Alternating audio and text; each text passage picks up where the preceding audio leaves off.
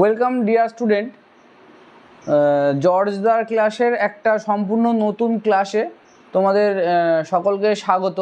তো আজকে আমরা একটা নতুন টপিকের ওপরে আলোচনা করব। আমি এখনও জানি না যে আমি কোন টপিকের ওপর আলোচনা করব, বাট কিছু একটা আলোচনা করব। তা কি আলোচনা করা যায় বলো? ত্রিভুজের উপরে কিছু হয়ে যাক আজকে। হ্যাঁ, শুনতে হলো না, বলো। ত্রিভুজের উপরে কিছু হয়ে যাক।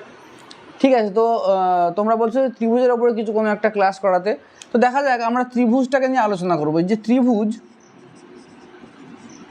এটাকে আমরা সাধারণত দুটো ভাগে ভাগ করতে পারি। একটা হচ্ছে বাহুভেদ, আর একটা হচ্ছে কোণ ভেদে। একটা বাহুভেদে আর একটা কোণ ভেদে। বাহুভেদ বলতে ত্রিভুজের যে বাহুগুলো রয়েছে সেগুলোর উপর ভিত্তি করে আমরা ত্রিভুজকে তিনটে ভাগে ভাগ করতে পারি। ঠিক আছে, তাহলে বাহুভেদে আমরা ত্রিভুজকে তিনটে ভাগে ভাগ করতে পারবো। একটা হচ্ছে সমবাহু ত্রিভুজ, একটা হচ্ছে সমদ্বিবাহু ত্রিভুজ, আর একটা হচ্ছে বিষমবাহু ত্রিভুজ। তোমরা এটা দেখে বুঝতে পারছো সমবাহু মানে কি? যে ত্রিভুজের সবকটা বাহু সমান। সমদ্বিবাহু মানে যে ত্রিভুজের দুটো বিপরীত বাহু সমান। আর বিষমবাহু ত্রিভুজ মানে কি? যার কোনো কিছুই সমান না। মনে রাখবে, যে কোনো ত্রিভুজের ক্ষেত্রে আমরা সেই ত্রিভুজের ক্ষেত্রফলের সূত্র লিখতে পারি হাফ ইন্টু ভূমি ইন্টু উচ্চতা। এটা কিন্তু আমরা যে কোনো ত্রিভুজের ক্ষেত্রে লিখতে পারি, যে কোনো ত্রিভুজ। এটা কিসের সূত্র? যে কোনো ত্রিভুজের ক্ষেত্রফল বের করতে গেলে আমরা কি লিখতে পারবো? যে হাফ ইন্টু ভূমি ইন্টু উচ্চতা। এটা যে কোনো ত্রিভুজের ক্ষেত্রে আমরা লিখতে পারবো। এবার দেখো, আমাদের কাছে এখানে রয়েছে সমবাহু ত্রিভুজ। সমবাহু ত্রিভুজ মানে যে ত্রিভুজের সবকটা বাহুর দৈর্ঘ্য সমান, সেটাকে আমরা কি বলবো? সমবাহু ত্রিভুজ।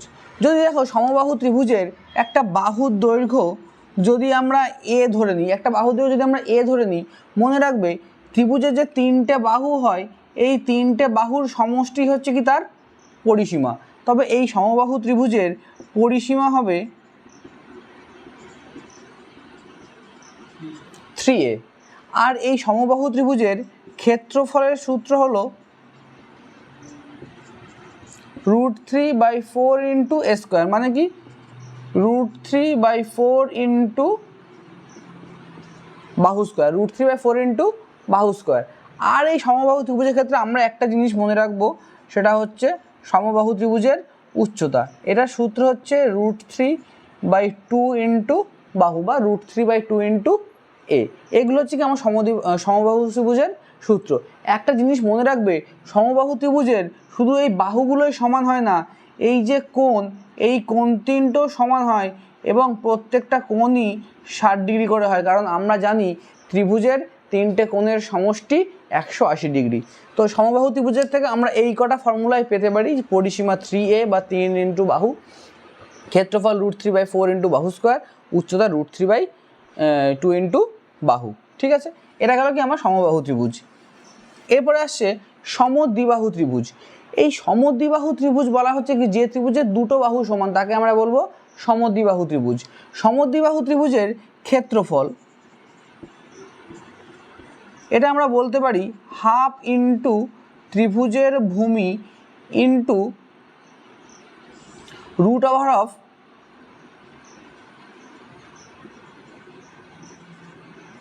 সমান বাহুদ্বয় তার স্কোয়ার মাইনাস ভূমির অর্ধেক। মানে কি? ভূমি বাই 2 তার স্কোয়ার। মানে এর ক্ষেত্রফল, সমদ্বিবাহু ত্রিভুজের যদি আমার ক্ষেত্রফল বের করতে হয়, তাহলে সূত্র হাফ ইন্টু ভূমি ইন্টু √, সমান বাহু স্কোয়ার মাইনাস ভূমি বাই 2 তার স্কোয়ার, বা ভূমির দৈর্ঘ্যের অর্ধেকের স্কোয়ার। ব্যাপার সেই একই, গল্প আমার কোনো রকম চেঞ্জ হচ্ছে না। তো লাস্ট, এছাড়া এই সমদ্বিবাহু ত্রিভুজে আর কোনো সূত্র নেই। এবার আমরা চলে আসব বিষমবাহু ত্রিভুজ। দেখো, বিষমবাহু ত্রিভুজ কাকে বলা হচ্ছে? যে ত্রিভুজের প্রত্যেকটা বাহুই অসমান, তাকে আমরা কি বলতে পারি? বিষমবাহু ত্রিভুজ। এই বিষমবাহু ত্রিভুজের পরিসীমা কি হবে? তিনটে বাহুর যোগফল, সেটা যে কোনো ত্রিভুজের ক্ষেত্রে। আর একটা হতে পারে যে বিষমবাহু ত্রিভুজের ক্ষেত্রফল। মনে করো এটা বিষমবাহু ত্রিভুজ, এর দৈর্ঘ্য হচ্ছে a, এর দৈর্ঘ্য হচ্ছে b, এই বাহুটার দৈর্ঘ্য হচ্ছে সি। তাহলে এই বিষমবাহু যে ত্রিভুজের ক্ষেত্রে সবার আগে আমার একটা ক্ষেত্রফল বের করতে গেলে একটা অর্ধ পরিসীমা দরকার হয়। এই অর্ধ পরিসীমাটাকে আমরা এস দ্বারা ডিনোট করি।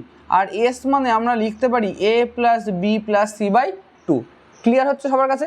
এ plus B plus C by two, এটাকে আমরা কী দ্বারা ডিনোট করব? এস। এবং এস যদি এটা হয় তবে এই বিষমবাহু ত্রিভুজের ক্ষেত্রফল আমরা লিখতে পারি root over of s into s minus a, s minus b আর s minus c. Root over of s minus a, s minus b, s minus C.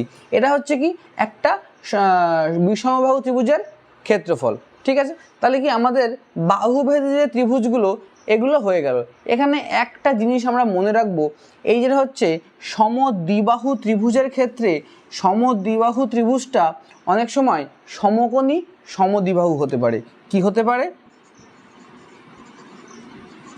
সমকোণী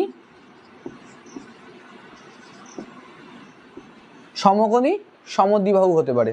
যে সমকোণী সমদ্বিবাহু ত্রিভুজ, এই সমকোণী সমদ্বিবাহু ত্রিভুজের ক্ষেত্রে আমরা মনে রাখবো একটা কোণের মান যেমন 90 ডিগ্রি হবে, পরবর্তী কোণগুলো 45 ডিগ্রি আর 45 ডিগ্রি করে হবে। এটা কি সমকোণী সমদ্বিবাহু ত্রিভুজের ক্ষেত্রে। এখান থেকে আর কোনো কিছু নেই। চলে আসবো আমরা কোণভেদ। বাহুভেদ আমরা বুঝে গেলাম, এবার চলে আসবো কোণভেদ। এই বাহুভেদে যেমন আমরা ত্রিভুজকে 3টে ভাগে ভাগ করেছিলাম, কোণভেদেও তেমন আমরা ত্রিভুজকে 3টে ভাগেই ভাগ করব। ঠিক আছে, সেই 3টে ভাগ কি কি? একটা হচ্ছে সমকোণী ত্রিভুজ, একটা হচ্ছে স্থূলকোণী ত্রিভুজ, আর একটা হচ্ছে সূক্ষ্মকোণী ত্রিভুজ। একটা হচ্ছে সমকোণী ত্রিভুজ, একটা হচ্ছে স্থূলকোণী ত্রিভুজ, আর একটা হচ্ছে সূক্ষ্মকোণী ত্রিভুজ। ঠিক আছে, তো এই যে ভাগ আমরা করব, এই দুটো ভাগ নিয়ে আমার তেমন কিছু একটা বলার নেই। এই দুটো ভাগ নিয়ে আমাদের সূত্র তেমন একটা নেই, অতএব এই দুটো ভাগকে আমরা মুছে দিচ্ছি। আমরা যা আলোচনা করব সমকোণী ত্রিভুজের ক্ষেত্রে আলোচনা করব। তার মানে ধরে নিলাম এটা একটা সমকোণী ত্রিভুজ, এটা হচ্ছে তার এ, এটা হচ্ছে বি, এটা হচ্ছে সি। এটাকে আমরা বলবো হচ্ছে অতিভুজ, এটাকে আমরা বলবো ভূমি, আর এটাকে আমরা বলতে পারি উচ্চতা। তো এটা হলো সমকোণী ত্রিভুজের ক্ষেত্রে 3টে জিনিস। তো এই সমকোণী ত্রিভুজের যে ক্ষেত্রফল, তাহলে ক্ষেত্রফল আমরা কি লিখব? হাফ ইন্টু ভূমি ইন্টু উচ্চতা। এটা কি হবে? সমকোণী ত্রিভুজের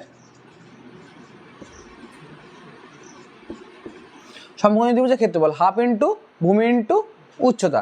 এছাড়া সমকোণী ত্রিভুজ থেকে আমরা আরও একটা সূত্র পেয়ে থাকি, সেটা হচ্ছে অতিভুজের স্কয়ার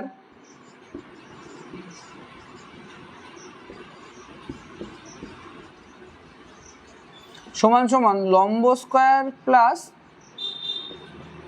ভূমি স্কয়ার। অতিভুজের স্কয়ার সমান সমান লম্ব স্কয়ার প্লাস ভূমি স্কয়ার। আর সমকোণী ত্রিভুজের ক্ষেত্রে মনে রাখবে অতিভুজের দৈর্ঘ্যটা সর্বদা বড়। এগুলো আমরা সবই শিখলাম। তাহলে কি অতিভুজ, এটা হচ্ছে উচ্চতা, এটা হচ্ছে ভূমি, এটা হচ্ছে অতিভুজ, ক্ষেত্রফল হাফ ইন্টু ভূমি ইন্টু উচ্চতা। অতিভুজ হচ্ছে কি অতিভুজের স্কয়ার সমান সমান লম্ব স্কয়ার প্লাস ভূমি স্কয়ার। আর একটা ভাইটাল জিনিস এখান থেকে আমরা শিখে রাখবো, যেটা আমরা খুব কম মানুষ জানি, সেটা হচ্ছে সমকোণী ত্রিভুজের ক্ষেত্রে 30 ডিগ্রি কোণের বিপরীত কোণ। মানে যদি একটা সমকোণী ত্রিভুজ আমরা কল্পনা করি, এইটা যদি 30 ডিগ্রি কোণ হয়, তাহলে 30 ডিগ্রি কোণের বিপরীত বাহু মানে এই বাহুটার দৈর্ঘ্য অতিভুজের অর্ধেক হবে। এটা আমরা খুব কম মানুষ জানি। যদি অতিভুজের দৈর্ঘ্যটা 20 হয়, তাহলে এই যে 30 ডিগ্রি কোণ আছে এখানে, তার অপোজিট বাহুটা এটা হবে 10 ডিগ্রি, সরি এটা যদি 20 সেমি হয় তখন এটা হবে 10 সেমি। তার মানে আমরা বলতে পারি সমকোণী ত্রিভুজের ক্ষেত্রে 30 ডিগ্রি কোণের বিপরীত বাহুটার দৈর্ঘ্য হবে অতিভুজের থেকে কম। তো ত্রিভুজ থেকে মোটামুটি আমাদের এই সূত্রগুলোই আছে, এছাড়া কোনো সূত্র আমরা ত্রিভুজ থেকে তেমন একটা পাই না। তো আশা করি সবার কাছে ত্রিভুজের ব্যাপারটা ক্লিয়ার হয়ে গেছে, ত্রিভুজ নিয়ে আলোচনা। তো আজকে আমরা এই পর্যন্তই আলোচনা করব। নেক্সট ক্লাসে আমরা অন্য কোনো সাবজেক্ট নিয়ে আলোচনা করব। তো তোমরা সবাই একটুখানি চ্যানেলটাকে সাবস্ক্রাইব করে দিও, ঠিক আছে? আর একটু লাইক করো, যাতে আমার নতুন নতুন ভিডিও তৈরি করতে আরও ভালো লাগে। ঠিক আছে, চলো আজকের দিনের মতন টাটা।